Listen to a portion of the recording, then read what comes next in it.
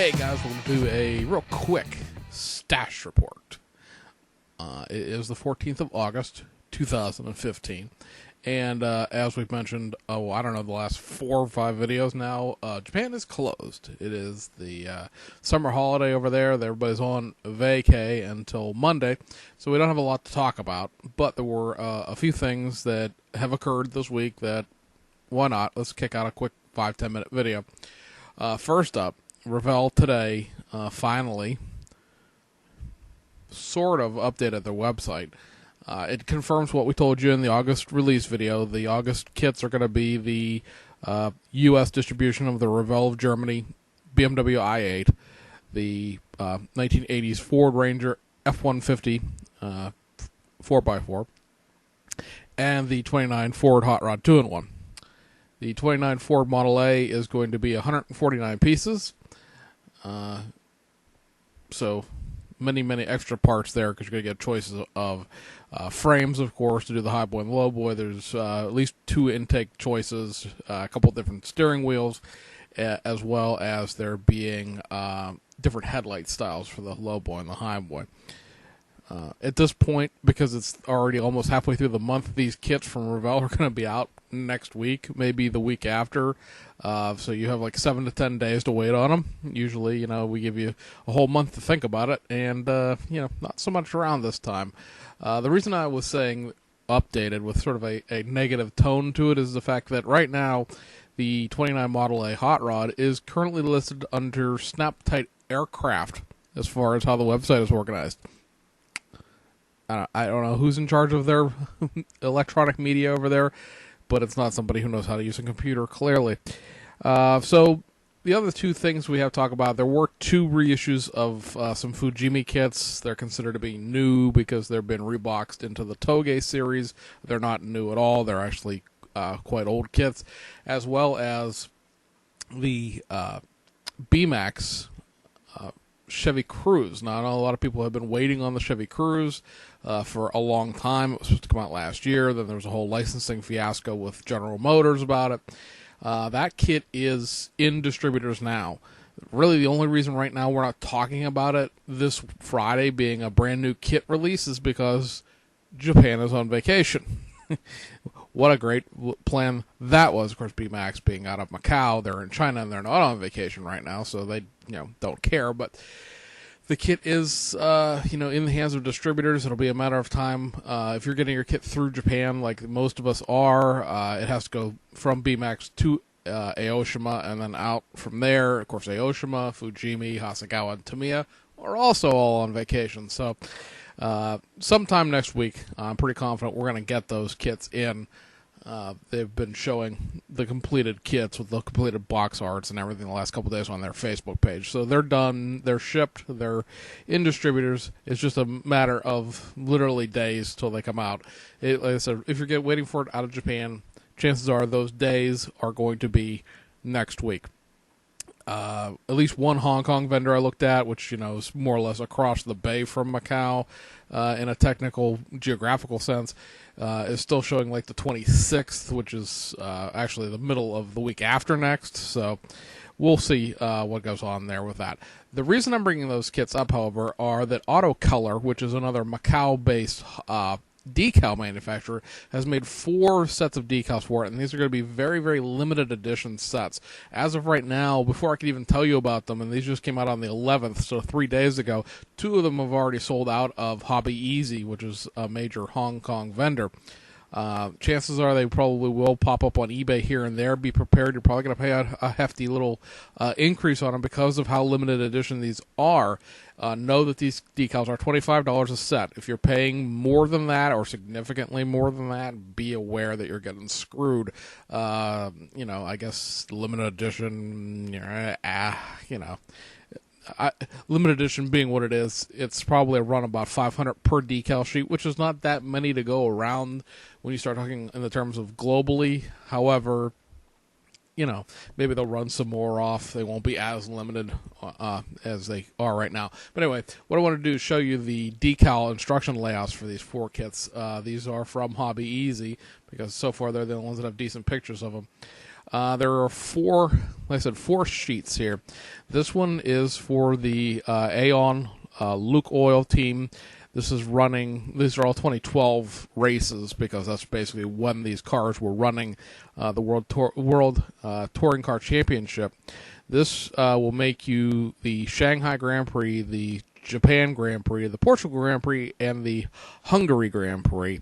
I'm not sure if this instruction sheet is double-sided, like on the other side there are instructions for the other 2 races, or, you sort of figure out this is the way the 2 cars ran, and you figure out from there. The main difference between these 2 races, if you look at them, is there's a different associate sponsorship below the Luke Oil there on the back door. There's also going to be one sheet specifically for the Macau Grand Prix. This is basically the same car, same number, same driver. However, it's a completely, not completely, it's not even really that different a graphics scheme. However, it is significantly different enough that they could not include it on the other graphics scheme. There's also, hang on, wrong thing. There's also this Zenrise sponsored car. This is also another Macau Grand Prix vehicle.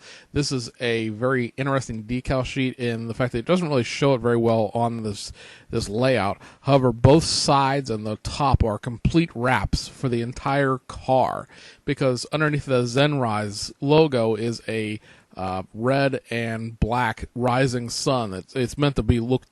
The real car is reflective, so you look at it different ways in different parts of the sun, and you catch the Japanese rising sun logo in the background. It's not very black, it's more of a gray, but there's a gray and red entire piece that goes down, like I said, both sides of the car and the roof to replicate that, and then everything goes on top of it. And then lastly, there is this one, the LKM car. This one for the Japan Grand Prix and the Belgium Grand Prix. Again, major differences here are they have 2 different car numbers being shown, as well as there's some associate sponsored differences, as usually is the way when they're doing multiple races for one specific vehicle. Excuse me. Now, the primary problem that you're going to have with these decal sheets, if you're looking for what I can call the Studio 27 experience, where basically the cars are wrap and you're really not doing a lot of masking, is that AutoColor, and this is true for all of AutoColor's decals, so it's not like they're just effing you on these cruise decals, is that they tend to make the most minimal amount of decal they can. The Aeon cars, you're going to have to mask that red-white. They do make the dividing lines and things like that. The Zenrise car, you have to paint that red and blue. The only thing I think, the only car I think you can get away with pretty much easily is that LKM, the last car I just showed you there, where the car is yellow. Most of those red graphics are separate decals that go over the car, rather than it being a very intensive masking thing going on there. So, be aware. They are, or will be, I'm not sure if they actually have them in stock. I didn't actually verify. M&S Hobbies out of Arizona, which tends to carry a lot of different racing stuff from overseas.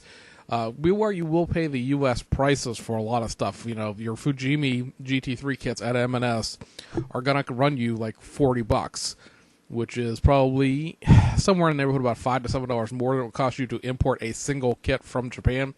However you are, of course, if you're in the supporting the local economy or buying U.S., it's an option. It's not really outrageously expensive. A lot of those kits tend to go for over $50 at various local hobby shops. But they are also going to be the exclusive quote-unquote dealer for those 4 decal sheets here in the United States, and they are pricing them at $25 even. I think they're $24.95 a piece. If you go to Hobby Easy and you convert the currency out of Hong Kong dollars into the U.S. dollars, they're like $24.76, except for the Zenrise, which I believe is $26.71. And sold out. You can't even have it anyway. But, so the U.S. markup on that doesn't exist. So that's a very nice thing there if you want to. That's probably the way I'm going to go to get them. when I might have the financial wherewithal. Changed jobs here again recently. If you guys haven't noticed, we're at home a lot now. We're home all the time, every day. So, while we straighten out the bills, we're not going to be buying $100 worth of decals for a model kit that technically doesn't exist yet. But if you want to look at how you're looking at your cruises, there are those 4 aftermarket decals right there that we just showed you. The actual kit itself is going to come with 3 sets of decals. Basically, the main difference between the decal sets in the car itself is they are meant to do the 3 2012 Chevrolet factory teams. And the differences, I think we've talked about this before, are the roof flag and the mirror flags, as well as the numbers and the drivers are different. So there's technically, 3 ways to build that kit as far as the liveries go. I mean, they're going to be identical other than the one has a French flag, one has, I believe, a British flag, and I can't remember what the third one is. It might be Italian. Don't quote me on that, guys. I'm not good with my European flags. And then there's also going to be one set that Diego over at Racing Decals 43 is going to be doing at least, and that is the baseline. So if you want to build every single cruise you could, you need 8 of them right now. Where we go from there, we'll see. I don't know exactly how popular the cruise was overall. I haven't really looked into it. I know that it won the World Touring Car Championship and stuff like that, but those were the Chevrolet factory teams that you're going to be getting in the kit itself. So, be that as it is, know that it's out there. Now, real quick, the 2 Fujimi kits that came out, like I said, these are reissues of existing things, considered to be new because they're in the Touge series. This is Fujimi's baseline Nissan Skyline R32 GTR. The only difference here between this and the other, what I call the $11 GTR, because that's about what these kits cost, is the fact that this car will have all the associated little graphics decals for the Touge set. Also be aware that it doesn't list it as this way, but this is actually a R32 Nismo GTR. It's not a factory stock baseline GTR, if there was such a thing. Be aware, of course, this is a $12 model kit, but all of Fujimi's R32s and R33s suffer from the same problem, that being they use a universal Nissan chassis, and they are rear-wheel drive, because there are GTSs, and a couple other things that use the same chassis, which are all rear-wheel drive. So this does not make an actual all-wheel drive vehicle like the GTR actually is. The other kit is this 1972 Nissan Skyline GTX. It's the 4-door version of the GC110 Skyline. I did pick this kit up. Again, it was $12. I think I paid $11.57 actually with the exchange rate, because I've finally given up and went ahead and started getting a couple of 4-door Skylines from the old days. I have another C10 Skyline that I have on back order that they also did in the Touge series. Be aware that the decal set with this is pretty much what they're showing you on the box. A lot of the Touge kits had a lot of decals with them, a lot of endless and mines, and a whole bunch of stuff that didn't really correspond to the cars that you were getting. This decal sheet, almost cursed there, this decal sheet has a very, very limited number of decals, and they are the great big Nissan logo for the back door and a back quarter panel and a few other things, but that's really going to be it, the number plates, and that's really all there is. But it was a $12 model kit. You do get all of the build options to this, so it does come with a custom front end and the custom back end to do the other customs cars. It does come, I believe, only with the Watanabe wheels, not with the actual factory stock wheels, so you can't, technically speaking, build a factory stock GTX out of it, but that's okay. I bought this specifically because it's in the Touge series with the Watanabes. And that, guys, we'll wrap it for this week. Like I said, it was a quick video. It's going to end up being like 14 minutes, but it's a lot quicker than the normal half an hour of drivel, I suppose. And then, next week we'll be hammering back at it. We're going to get a lot of stuff out of Japan next week once everybody gets back from vacation. The World Rally Championship Volkswagen Polo, the Bell kits, thanks to the ship tracker. Again, it's a real easy curse. It's supposed to pass through the Suez Canal next Friday, which is for the geographically challenged, what connects the Red Sea and Indian Ocean and all of Asia to the Mediterranean Sea. without going all the way around the bottom of Africa. So it's probably going to be the end of the month before those actually make landfall at this rate. So it may come out in August, technically speaking, but that's beginning to start to look like it's going to be the beginning of September. The boat had to make a bunch of stops on the way out of China and Malaysia and stuff like that. So it is what it is. Global commerce. I don't know if there's really a way to do injection molding in Belgium in the first place. Don't know enough about Belgium's industries. But at any rate, guys, I'm babbling. We'll see you guys on the other side.